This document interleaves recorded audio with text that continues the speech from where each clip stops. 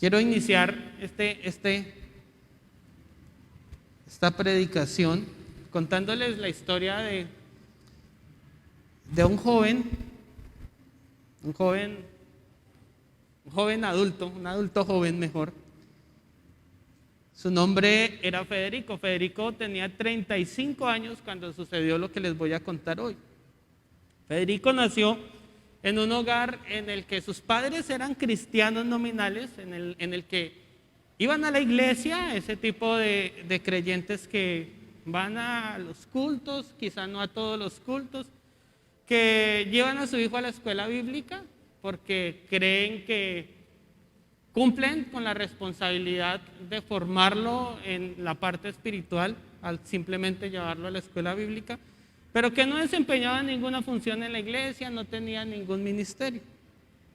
Así que cuando Federico empezó a crecer, se apartó del Señor, como es el caso de muchos jóvenes adolescentes que de niños vienen a la iglesia, pero en su adolescencia se apartan del Señor y se van. Federico entró al colegio, entró a la universidad y empezó a tener una vida común y corriente como la que el mundo presenta para el hombre. Cuando cumplió 30 años, pasó por una iglesia y se acordó de su infancia y de lo que había pasado en su infancia. Entonces entró a la iglesia y le gustó y empezó a asistir a esta iglesia. Él trabajaba en una empresa, una buena empresa, pero sus amigos de la empresa no sabían que él estaba yendo a una iglesia y que estaba tratando de acercarse al Señor. Sin embargo, él siguió yendo a la iglesia, recibió a Cristo en su corazón aparentemente y se convirtió en un cristiano como lo eran sus padres. Nadie en su empresa sabía que él iba a la iglesia. Sin embargo, habían dos cosas que sus amigos encontraron extrañas en él. Uno, era que siempre tenía un bolso y nunca lo soltaba y nunca lo dejaba ver de nadie. Y dos, que el domingo en la mañana él apagaba el celular y se desaparecía. Entonces sus amigos lo llamaban el domingo para ir a practicar algún deporte, para ir a hacer alguna actividad y no lo encontraban. Así que dijeron, bueno, vamos a ver qué es lo que pasa con este muchacho. Vamos a mirar qué es lo que, el misterio que tiene en ese bolso y vamos a descubrir qué es lo que hace los domingos en la mañana. La vida de Federico, como les decía, era aparentemente no creyente. Sus amigos empezaron a investigarlo y entonces estuvieron pendientes de sus estados en las redes sociales y encontraron que sus estados eran frases positivistas, eran links de canciones no cristianas. El ringtone de su teléfono era una canción que no era cristiana, ¿cierto? Entonces, era muy confuso el por qué el domingo en el que los cristianos se reunían, él se perdía si no tenía una conducta aparentemente cristiana. Sin embargo, no hablaba con vulgaridades y cuando iba a las reuniones de la empresa y participaba en esas reuniones que los creyentes no debemos estar, no tomaba, no bailaba, pero estaba allí. Así que un día uno de sus amigos le secuestró el bolso. Cogió el bolso, se lo escondió y encontró que en el bolso cargaba una Biblia y le llamó mucho la atención el por qué cargaba una Biblia y le dijo a sus amigos, mire, Federico carga una Biblia en el bolso, es extraño. Así que posiblemente los domingos en la mañana él se vaya para alguna iglesia y no quiera decirnos a nosotros que él es cristiano.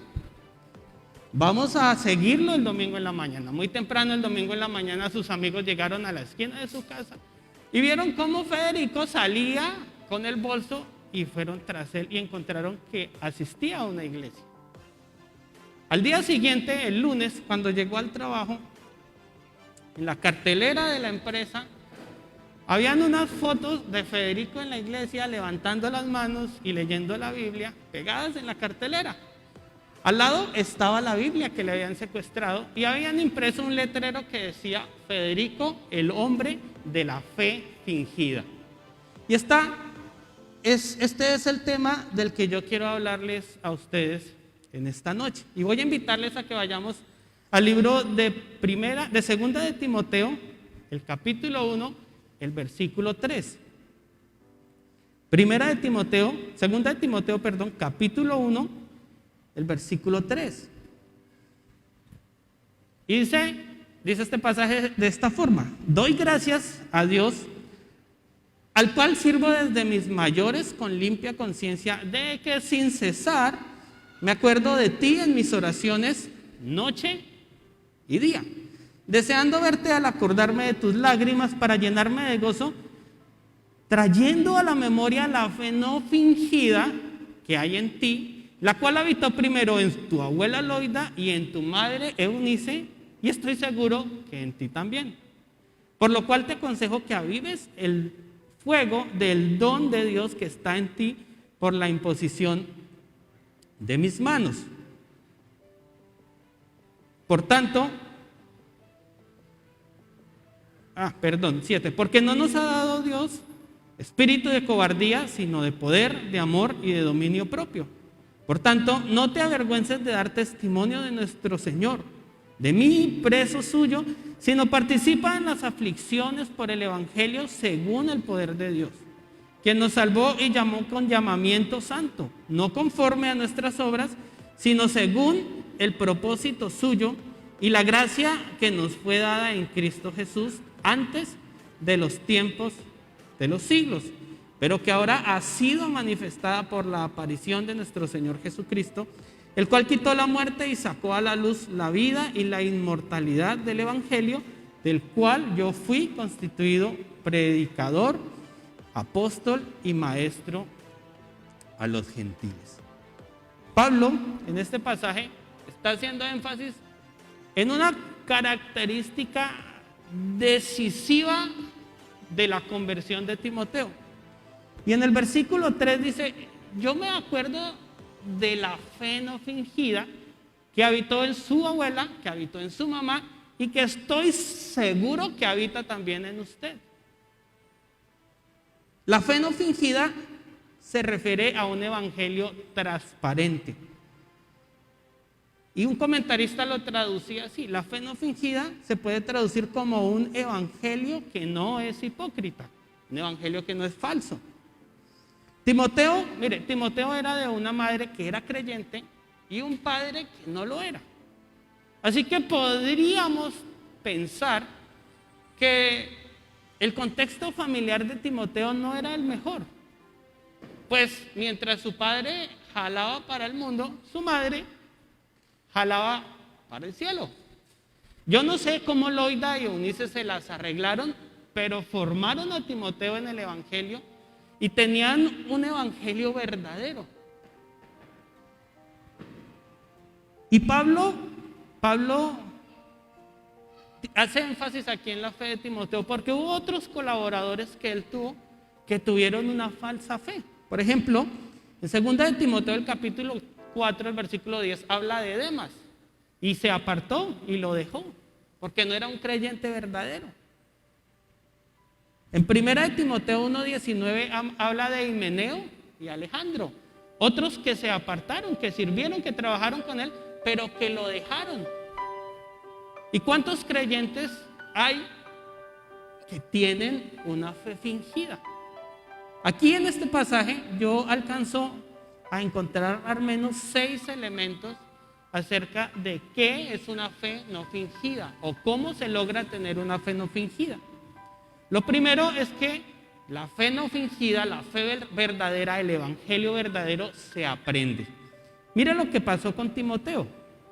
En el versículo 5 dice: trayendo a la memoria la fe no fingida que hay en ti, la cual habitó primero en tu abuela Loida y en tu madre Eunice, y estoy seguro que en ti también. Timoteo no nació evangélico. Timoteo no nació siendo el gran hijo que era. Timoteo nació como usted y yo, pecadores, siendo un pecador.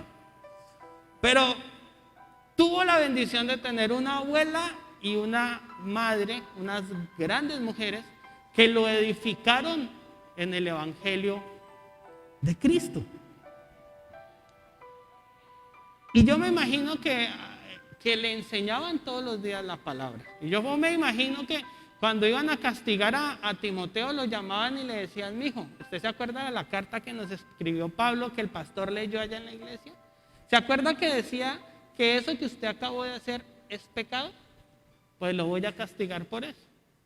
Y siempre tenían por delante la palabra del Señor para edificar a Timoteo, y Timoteo lo aprendió. Loida y Eunice le enseñaron a Timoteo el evangelio verdadero, la fe verdadera, con texto y con ejemplo. Tenían un testimonio ejemplar, pero tenían la Biblia de la mano para poder edificarle. Eran buenas maestras y buenos ejemplos. Mire lo que dice 2 de Timoteo, el capítulo 3, el versículo 14. Le dice Pablo a Timoteo: pero persiste tú en lo que has aprendido y te persuadiste sabiendo de quién has aprendido. Le dice: mijo, usted fue formado en el evangelio y usted sabe que ese par de mujeres que lo enseñaron, que le dieron todas esas lecciones de vida, no son cualquiera. Que su abuela y su mamá son unas señoras del evangelio. Así que persiste en eso, porque esa es la fe verdadera. Para aprender la fe verdadera, obligatoriamente yo tengo que tener la Biblia, tengo que aprenderla de la Biblia. Ese es el libro de texto obligado. Aquí en el versículo 3,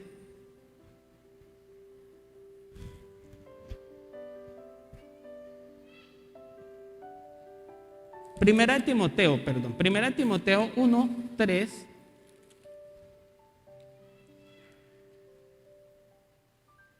Dice: como te rogué que te quedases en Éfeso cuando fue a Macedonia, para que mandases a algunos que no enseñasen diferente doctrina, ni presten atención a fábulas y genealogías interminables que acarrean disputas, más bien que edificación de Dios que es por fe. Así te encargo ahora. Pues el propósito de este mandamiento es el amor nacido de corazón limpio y de buena conciencia y de fe no fingida. Ahí está diciéndole Pablo: mire, yo a usted le rogué, Timoteo, que vaya y predique el evangelio sin tantas arandelas, que no se invente cosas, que no predique cosas humanistas, que no predique falsas doctrinas, que predique la palabra de verdad. Porque eso fue lo que usted aprendió desde niño. Eso es lo que estructura la fe no fingida que usted tiene. Le dicen en el último versículo que leímos: pues el propósito de este mandamiento, pues el fin de la palabra de Dios, le dice, es la buena conciencia y la fe no fingida. No es posible tener una fe no fingida si el libro de texto principal que nosotros seguimos no es la palabra de Dios. Así que si no tenemos una disciplina diaria de lectura de la palabra de Dios, pues no podemos pretender tener un evangelio verdadero con conductas de verdaderos creyentes. La fe no fingida se aprende, pero no es una fe que normalmente es heredada. Bueno, en algunas veces es heredada. Mi fe es heredada. A mí me la enseñaron mis padres, la fe de Timoteo fue heredada. Pero hay una fe heredada que no es la fe correcta. Y yo no sé si usted ha escuchado a aquel que dice: es que mi papá, mi abuelo y mi abuela fueron de esta religión. Mis papás también. Yo también soy de esa religión y mis hijos tienen que ser de la misma religión. ¿Y por qué? Pues porque esa es nuestra tradición. Pero no porque haya un sustento bíblico que diga: yo pertenezco a esta doctrina, a esta fe, porque aquí la Biblia lo dice, porque tiene un Dios real y vivo, un Dios que es eterno. No es una fe normalmente heredada. Quizá tengamos una fe heredada y consideremos que sea una fe correcta, pero estamos caminando hacia el infierno. El aprender la fe es una obligación de nosotros los creyentes. Mire, Romanos 10:17 dice que la fe es por el oír y el oír por la palabra de Dios. Es nuestra obligación enseñar. Usted no tiene que ser predicador, maestro, evangelista, profeta o lo que sea para predicarle a otro de Cristo. Usted ya conoció al Señor, conoce la Biblia, conoce la palabra, ha nacido de nuevo, tiene evidencias del nuevo nacimiento en su vida. Entonces ahora nuestra obligación es predicar esa fe a otras personas para que también sean salvos. Número 2, la fe no fingida se evidencia. No es como la fe de Federico, ¿cierto? Que sus amigos tuvieron que hacer todo un dispositivo de investigación para darse cuenta que era creyente, sino que es una fe que se evidencia. Mire este pasaje que leyó Daniel esta mañana y que es hermoso. Está en Hechos capítulo 16, el versículo 2.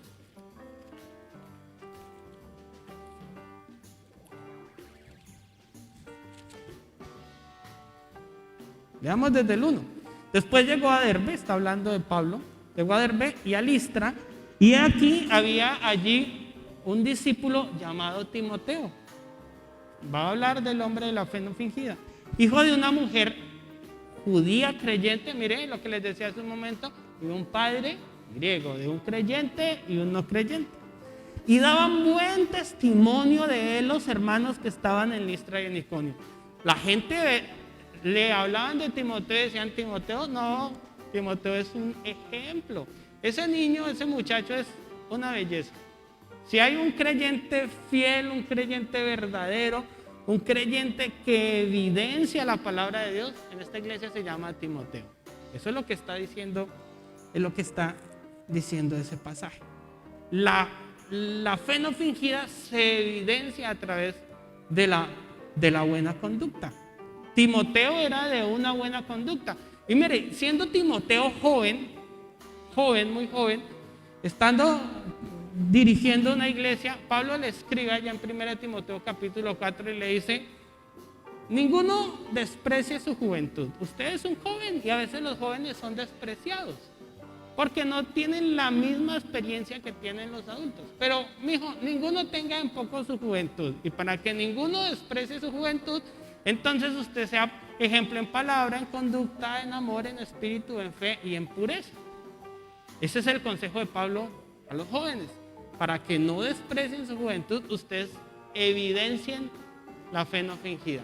Ustedes sean un ejemplo de conducta. Yo les he dicho a ustedes varias veces, yo lo iba a hacer esta noche y quería que lo mostraran ahí en unas fotos, pero me pareció muy atrevido, entonces no lo hice.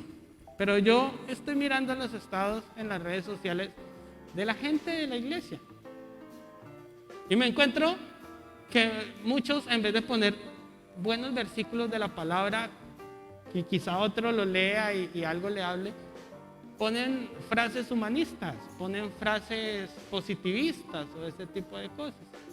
O en vez de poner el link de una predicación de Chuy Olivares o de Paul Watcher o no sé, algo así, o de la milla extra de Víctor y Dayana, entonces ponen un link de una canción impía.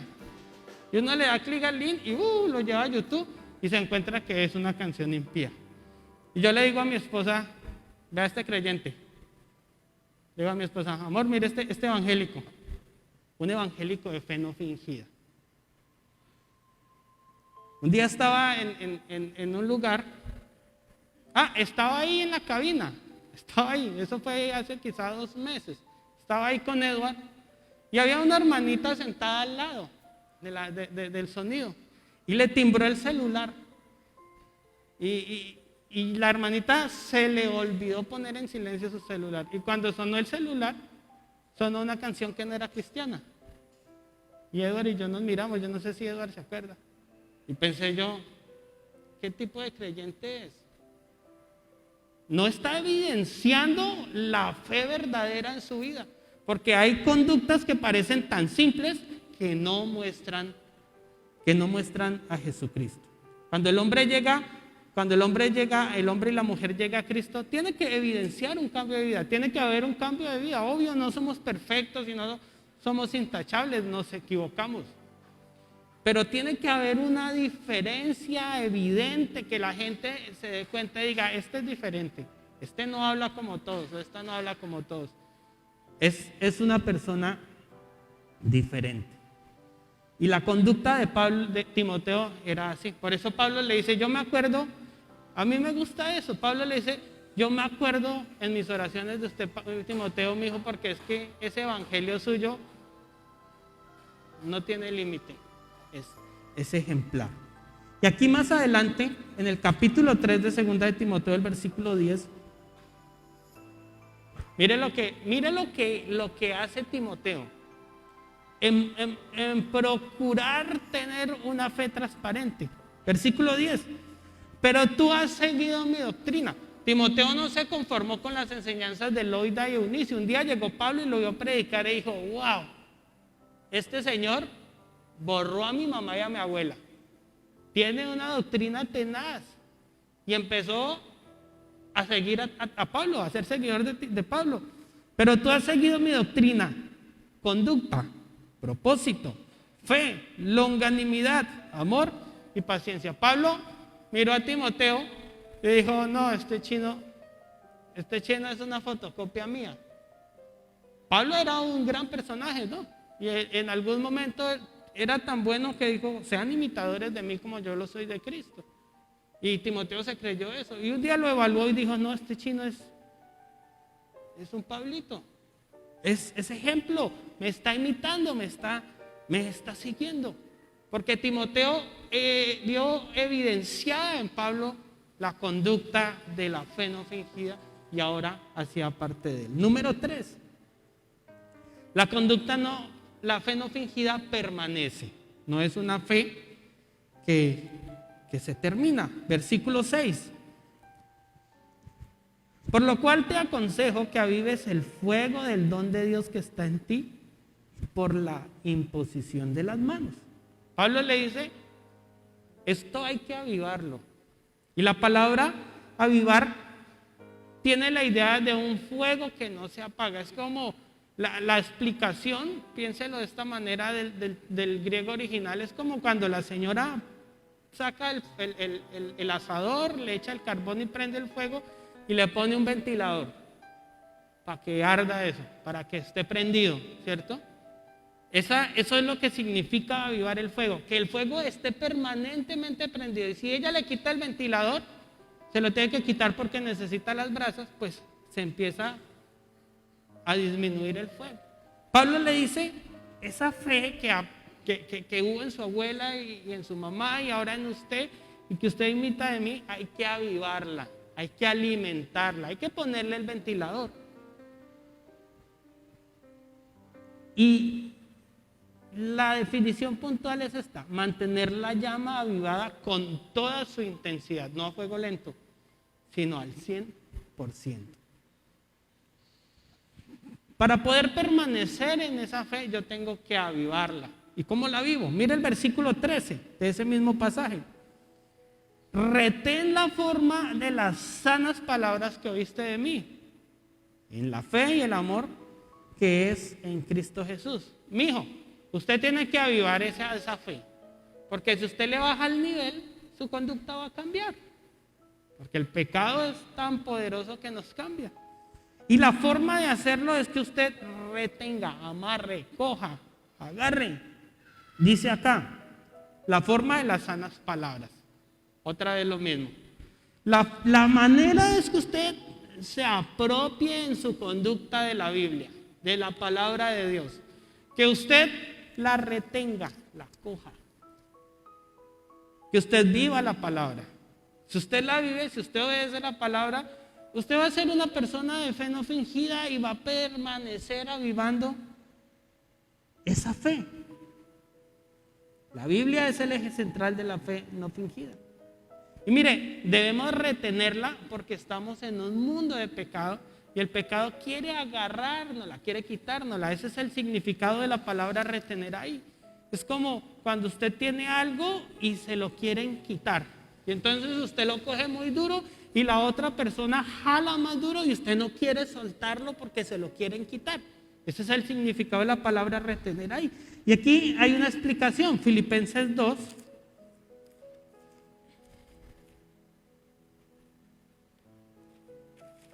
Filipenses capítulo 2, el versículo 15 y 16. Para que seáis irreprensibles y sencillos hijos de Dios sin mancha, está hablando de que debemos ser luz en el mundo, sin mancha, en medio de una generación maligna y perversa, en medio de la cual resplandecéis como luminares en el mundo, asidos de la palabra de vida para que en el día de Cristo yo pueda gloriarme. Pablo dice, mire, estamos en medio de un contexto social de pecado, de oscuridad. Y eso nos quiere atrapar, nos quiere untar, nos quiere ensuciar. Pero ustedes, nosotros somos luz en medio de este mundo. Y para poder seguir siendo luz, dice el versículo 16, tenemos que estar asidos de la palabra de vida. No hay forma de mantener la fe no fingida avivada si no estamos agarrados de la palabra del Señor. Y en el versículo 14 del pasaje que estamos estudiando, luego Pablo le dice a Timoteo esto: guarda el buen depósito por el Espíritu Santo que mora en vosotros. Y con esto se refiere a la permanencia del Evangelio y la verdad. El depósito es todo lo que él ha aprendido, todo lo que tiene ahí, todo el cúmulo de enseñanzas, doctrinas y conductas que lo hacen tener una fe no fingida. Y Pablo le dice, guárdelo, ese es su tesoro, que no se le acabe, que no se le escape, que no se le gaste. Dice en ese pasaje. Y bueno, habla del Espíritu Santo porque el Espíritu Santo es la ayuda perfecta, el que nos guía a toda verdad. Número 4, la fe no fingida es probada. Y aquí muchos fallan, muchos llegan hasta el momento en que en el Evangelio son probados y ya abandonan. Versículo 8, la parte final. Leamos el 8 completo. Por tanto, no te avergüences de dar testimonio de nuestro Señor, ni de mí, preso suyo, sino participa de las aflicciones del Evangelio según el poder de Dios. Muchos han predicado falsamente diciendo que cuando llegamos a Cristo esto es color de rosa. Cuando yo le predico a alguno de mis compañeros o a algún amigo de Cristo, le digo, aquí hay problemas. En el Evangelio hay pruebas. Es más, a mí hay un versículo que está en Pedro y Pedro dice, no se asusten de la prueba, que eso es lo más común en el creyente. Eso es tan común como que usted almuerce todos los días. Y yo tengo ese versículo acá y cuando le predico a alguien le digo, mire, aquí hay pruebas, aquí hay dificultades. Y esas dificultades son necesarias para nuestra edificación. En el versículo 4 hay una referencia y dice Pablo, deseando verte al acordarme de tus lágrimas para llenarme de gozo. Y de este pasaje los comentaristas dan dos explicaciones. Una es que Pablo está diciendo, yo me acuerdo, mi hijo, cuando lo llevé a usted allá a esa iglesia donde usted se encuentra y lo dejé, y cuando yo me despedí, como usted ya caminó conmigo y sabe lo que iba a emprender, entonces no quería despegarse de mí, porque Pablo era como un papá para Timoteo. Pablo dice, como a hijo me ha servido. Entonces Timoteo se puso a llorar porque veía a Pablo irse y estaba quedando solo y sabía lo que iba a emprender. Y la segunda explicación es que Pablo sabe que Timoteo ha llorado por el sufrimiento del Evangelio, porque ha padecido necesidades, porque le han ofendido, porque ha conocido las pruebas que Pablo ha vivido y también eso le ha provocado lágrimas. Las aflicciones del Evangelio son muchas. Esta tarde hablaba con un hermano y me contaba algunas de las cosas que está viviendo y me decía, hermano, uno de mis hijos me decía, pero ¿por qué, papá, siempre nos pasan a nosotros los problemas? Salimos de uno y entramos a otro. Y el hermanito me decía, y estaba flaqueando. Pero pues, me dijo él, lo que yo le dije es, Dios tiene el control de todas las cosas y algún propósito Dios tiene con esta prueba. Algo nos quiere enseñar Dios en medio de esta prueba. Las aflicciones pueden ser familiares, económicas, emocionales, bueno, tantas que pueden haber. Y entonces la gente dice, pero si yo soy creyente, si yo diezmo fielmente, si yo hago el devocional, ¿por qué me pasa a mí esto? Bueno, porque tiene que pasarle. Los discípulos andaban con Jesús. ¿Qué garantía andar con Jesús? Y un día Jesús les dice, mijos, súbanse al barquito y váyanse solitos porque yo me voy por otro camino. Y en medio del mar se encontraron en tremenda tormenta. Necesitaban ser probados. Había una enseñanza allí para ellos. La prueba es parte del proceso que nos perfecciona para entrar al reino de los cielos. Romanos capítulo 5. Romanos capítulo 5, el versículo 1. Justificados pues por medio de la fe tenemos paz para con Dios por medio de nuestro Señor Jesucristo, por quien también tenemos entrada por la fe a esta gracia en la cual estamos firmes y nos gloriamos en la esperanza de la gloria de Dios. Y no solo en esto, sino también nos gloriamos en las tribulaciones, sabiendo que la tribulación produce paciencia y la paciencia prueba y la prueba esperanza y la esperanza no avergüenza, porque el amor de Dios ha sido derramado en nuestros corazones por el Espíritu Santo. ¿Cuál es nuestra esperanza? Llegar al cielo, ¿cierto? Pero para llegar al cielo, aquí Romanos dice, hay que tener pruebas. Esas pruebas nos ayudan a tener paciencia para poder permanecer en esa esperanza. La fe no fingida es probada como garantía para salvación. Versículo 12 del pasaje que estamos leyendo. Versículo 12 dice, por lo cual asimismo padezco esto. Timoteo sabe que Pablo está viviendo momentos difíciles, pero no me avergüenzo, porque yo sé en quién he creído y estoy seguro que es poderoso para guardar mi depósito para aquel día. Pablo dice, no me importe que me toque vivir lo que me toque vivir en esta tierra por causa del Evangelio. Yo sé que Dios allá me tiene guardadita mi morada. Y algún día esto se va a acabar. Y este sufrimiento que es un momentico acá en la tierra se va a acabar y voy a estar en la eternidad con el Señor Jesucristo. Número 5. Bueno, antes de pasar al 5, la fe no fingida nos garantiza la aflicción. Jesús le dijo a los discípulos en Juan 16, en el mundo van a tener aflicción, pero yo he vencido, no se preocupen. Es decir, ustedes van a estar en el mundo, predicar el Evangelio y van a tener problemas, pero tranquilos que eso va a pasar. Que eso va a pasar porque yo traje la salvación. Número 5, la fe no fingida se comparte.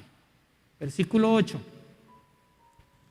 Por lo tanto, no te avergüences de dar testimonio de nuestro Señor, ni de mí, preso suyo. Pablo le dice a Timoteo, mijo, esto hay que mostrárselo al mundo. Esto hay que predicarlo, esto hay que enseñarlo, esto hay que gritarlo a los 4 vientos. No esconda el Evangelio, no se avergüence del Evangelio, sino que todo el mundo se entere que usted es cristiano y que usted es de los cristianos que tienen una fe transparente, una fe verdadera, para que ellos también conozcan de Cristo. Dar testimonio de Cristo significa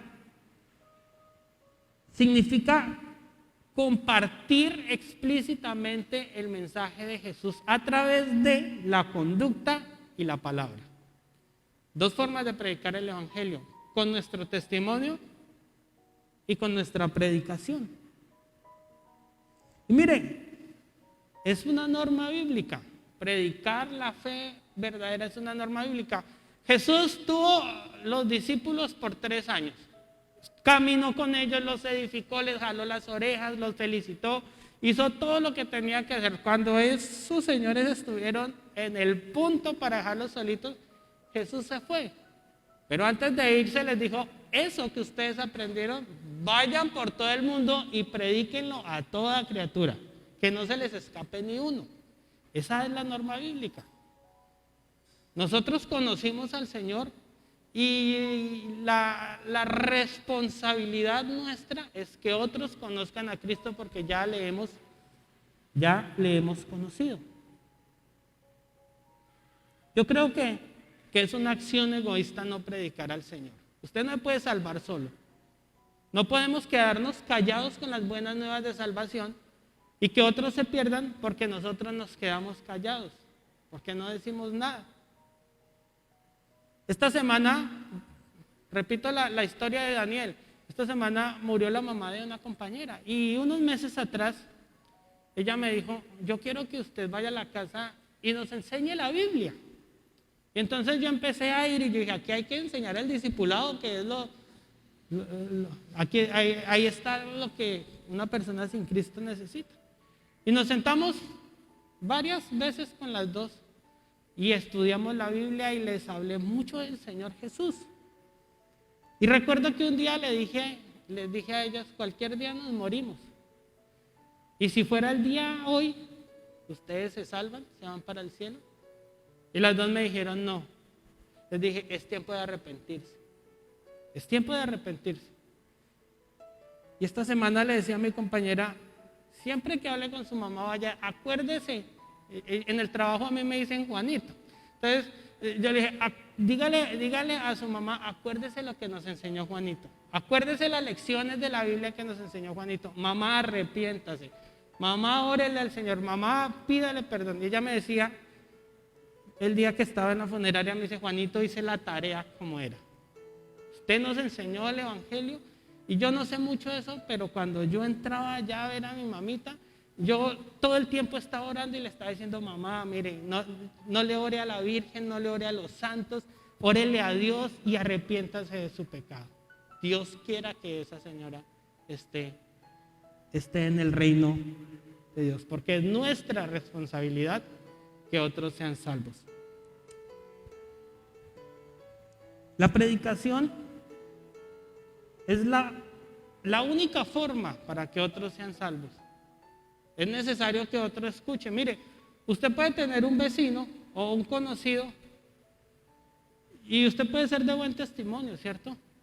Pero con su testimonio no solamente se va a salvar, usted tiene que hablarle a él del Señor Jesús y decirle clarito, porque es que Jesús predicó clarito, sin tanto tapujo. Jesús dijo las cosas directas. El evangelio y la predicación del evangelio hay que decirlo directo. Decirle: si usted no arrepiente, se condena y se va para el infierno, porque eso es lo que la Biblia dice.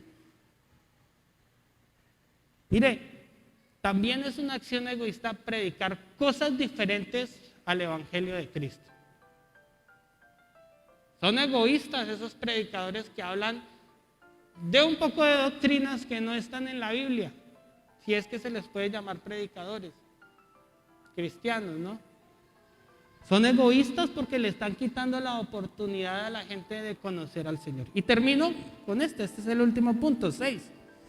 La fe no fingida salva. Y este es el fin de todo. Les decía al comienzo, estamos aquí porque esperamos salvarnos. Si no esperamos la salvación, entonces ¿para qué venimos a culto? ¿Cierto? Si no esperamos ser salvos y ir al cielo, ¿para qué Biblia y para qué canciones y para qué oración y para qué todo lo que hacemos? No tendría sentido. El fin de todo es la salvación. Versículo 10. Pero ahora ha sido manifestada por la aparición de nuestro Salvador Jesucristo, el cual quitó la muerte y sacó a la luz la vida y la inmortalidad del Evangelio.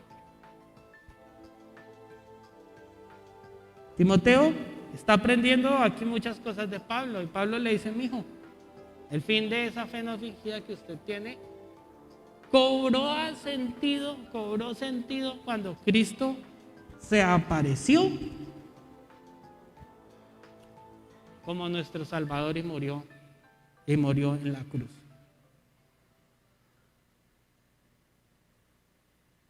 Lo que hacemos en obedecer la palabra de Dios tiene que llevarnos al cielo. Y mire, no solamente a nosotros, sino a otros. Versículo 11. Del cual yo fui constituido predicador y apóstol y maestro de los gentiles. Pablo dice: mijo, esto salva. Efectivamente, la palabra de Dios salva. El evangelio verdadero salva. Y por eso yo soy predicador. Por eso yo soy predicador a los pecadores, a los gentiles. Porque necesitan conocer de Cristo. Salva porque la fe verdadera revela un evangelio verdadero. Si predicamos una fe falsa, pues nadie se va a salvar porque es falsa, ¿cierto?